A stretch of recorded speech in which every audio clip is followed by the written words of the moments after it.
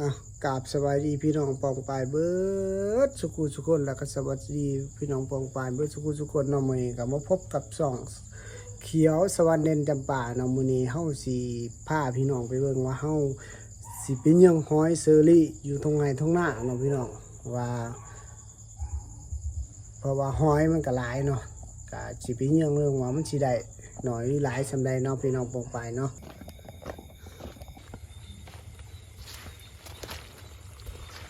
ฮันโอ้ท่านผู้ชมเห็นบ่มีป่าอยู่บ่ปลาคอน้อยท่านผู้ชมนั่นปลาคอน้อยเห็นบ่มีหอยท่านผู้ชมโอ้หอยเชอรี่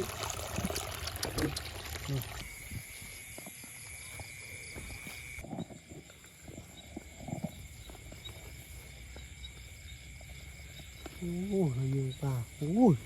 หอยท่านผู้ชมเห็นบ่นี่คือหอยเชอรี่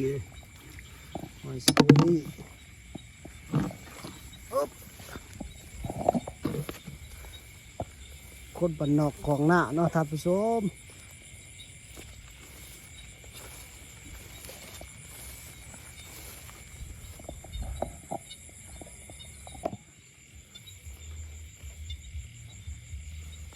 ปลาซิวลายเลยท่านผู้ชมคนบ้านนอกของหน้าจะสิแล้วอยู่ไห้อยู่หน้าคือเก่าหาปูหาปลาหาหอยมากินเนาะ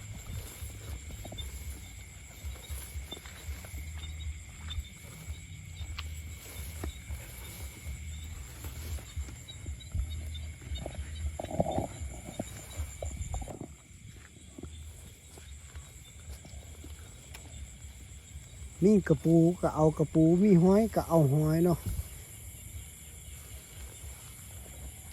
พี่น้องปองไปมื้อนี้ก็บ่มีอู้อยู่ไห้อยู่หน้าเนาะตามตรงไห้ตรงหน้าคือเก่าพี่น้องนู่นปลาซิวเห็นบ่ปลาซิวหาเหยี่ยงหอยบ่ฮู้ว่าสิได้หอยถึงให้หอยหรือให้ได้ปลามื้อนี้เนาะปลาซิวหลายเด้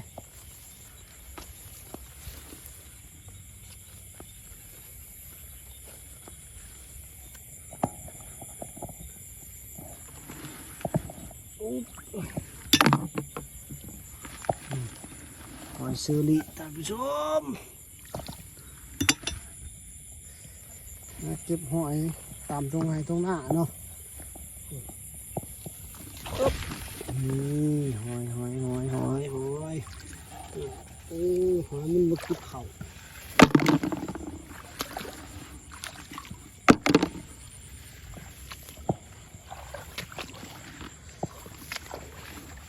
เดี๋ยวมันกำลังเชิงกันนะท่านผู้ชมนี่หอยมันกำลังเชิงกัน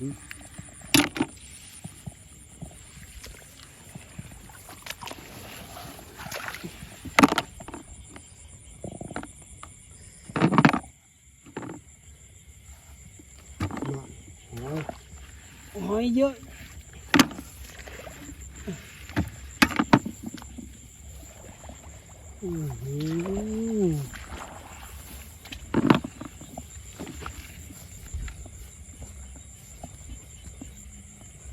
ปลากระไรด้วยพี่น้องปองไปมือนี้ก็โอ้ดู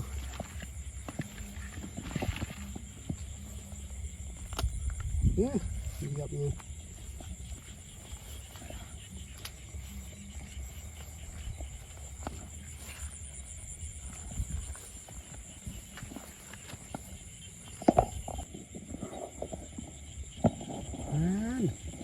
หอยมันกำลังจะเชิงกันนะท่านผู้ชมเห็นบ่มันกำลังจะอับกันนะนี่หอยเชอรี่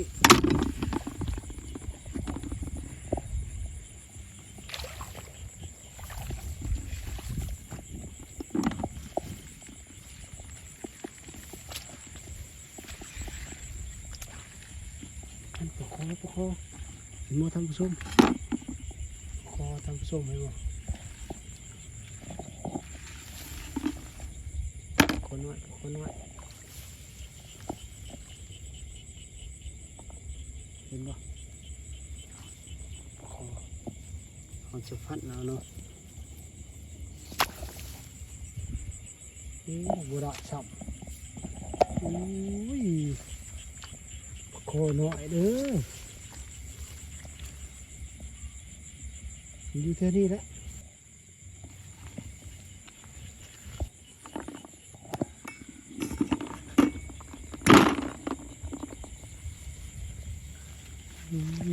หอยเซอรี่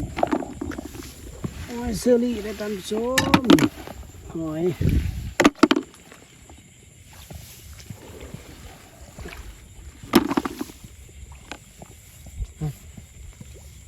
คอมือนึงเนี่ยฟันปลาคอบ่ได้เราพี่น้องปลาคอตุ้มแต่บ่ใหญ่ดอกซ้ำน้ำพระนี่แหละ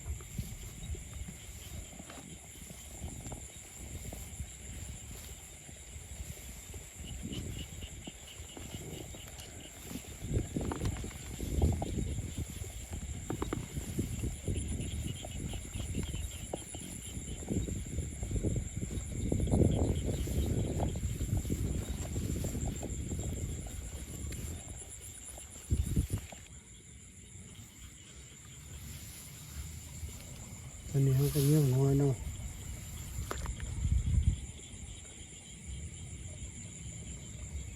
โอ้พี่น้องเห็นว่าหอยเชอรี่พี่น้องหอยเชอรี่นี่หลายเนาะพี่น้องตอนนี้เขาก็หาปลาอยู่เนาะหาท่านเอาปลาคอเพราะว่าปลาคอหลายเนาะวันนี้เขาเห็นปลาคอตัวใหญ่หนึ่งเขาฟันบ่ถึง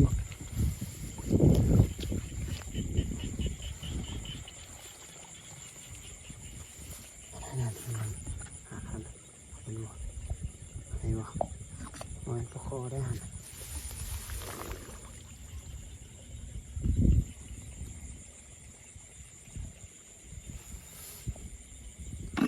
หอยมันกำลังขึ้นไปไข่เนาะ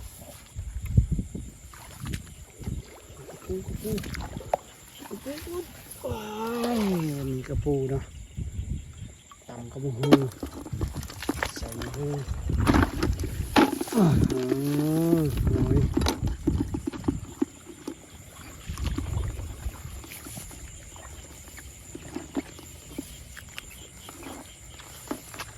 มีทงให้ทงหน้าคือเก่าพี่น้องเลย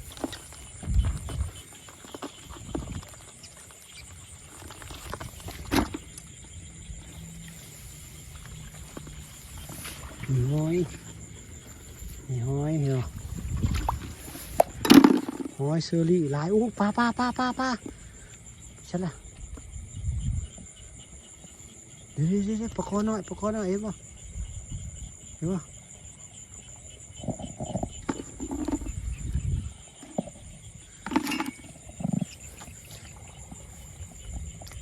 ลองหาปลาคอน้อยกัน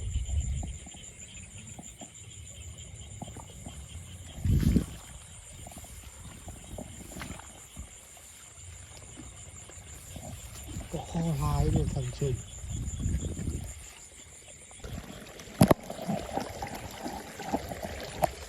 ตอนนี้กับปลาซิ่วลายเนาะมันกำลังบืนเนาะท่านผู้ชมปลาซิ่วกำลังบืนขึ้นเนาะน้ำมันไหลเด้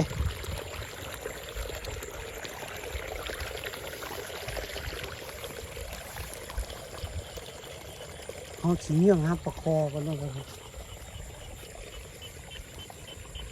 ดูบ่ปลาซิ่วลายตอนนี้เขาก็หาปลาคอเนาะเพราะว่าเห็นปลาคอใหญ่เมื่อกี้ตัวใหญ่นี่เลยเห็นป่ะแล่นปุ๊ดปลาคอ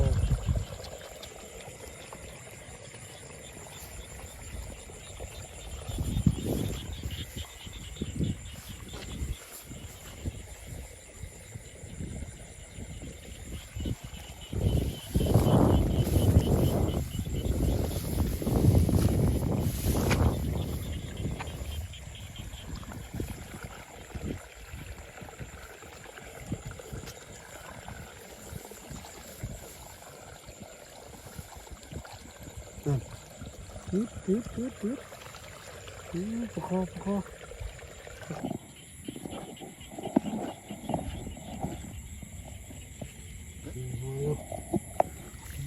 อยหลายเลยท่านผู้ชมหอย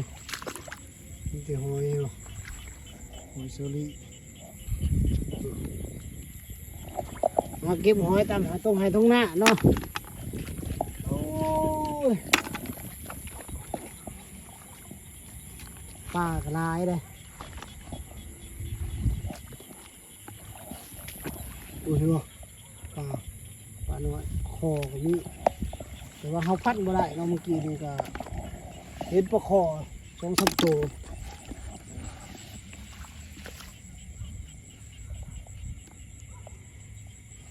เห็นปลาคอ2-3 ตัวเนาะแต่ว่าเอายากเนาะ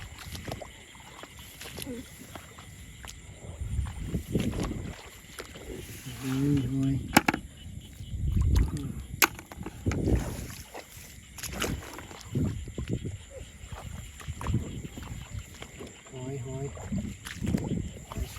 อยเชอรี่หายังหอยยังปูยังป่าเนาะนี่ได้ก็เอิ้นว่าดูเศร้าหายเศร้าหน้า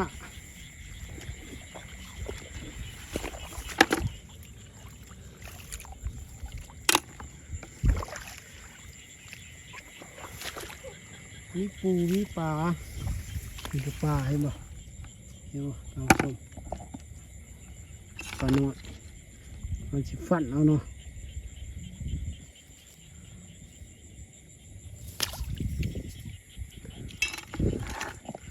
ใช่ละ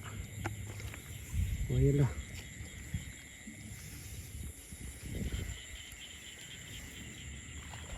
นึงมีเห็ดปลาคอตัวใหญ่หนึ่งแต่ว่าฟันบ่ได้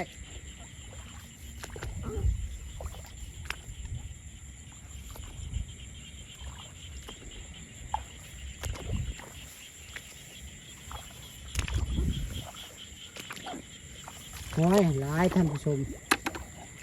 นี่หอยเนาะนี่ก็หอยโอ้ยหอยเชอรี่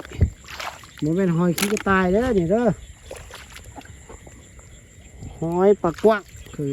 ลาวเขาจะเอิ้นหอยปลากวักถ้าว่าทางไทยบ่ฮู้ว่าจะเอิ้นหอยหยังเนาะน่าจะเอิ้นว่าหอยเชอรี่หอยนี่มันจะกินเขาเนาะกินเขากินเดี๋ยวล้าอยู่ให้นะ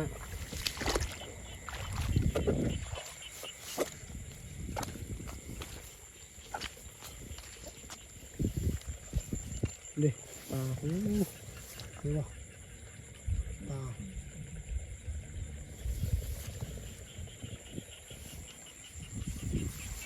ปลากระไรด้วย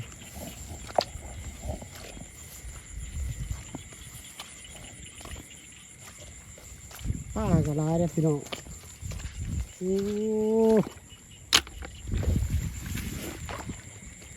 แต่เขาเอาไปได้เนาะ